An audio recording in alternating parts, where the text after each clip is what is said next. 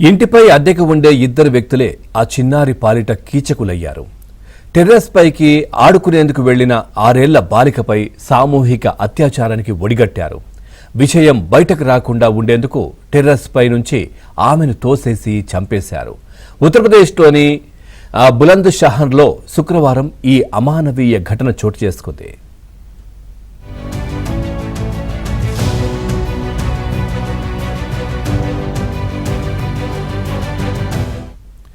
తండ్రి ఫిర్యాదు మేరకు పోలీసులు నిందితులు రాజు, కశ్యప్లపై ఫోక్సో కేసు నమోదు చేశారు. కేసు తీవ్రత దృష్ట్యా రంగంలోకి దిగిన సీనియర్ ఎస్పీ పరారీలో ఉన్న నిందితులను పట్టుకునేందుకు 3 బృందాలను ఏర్పాటు చేశారు.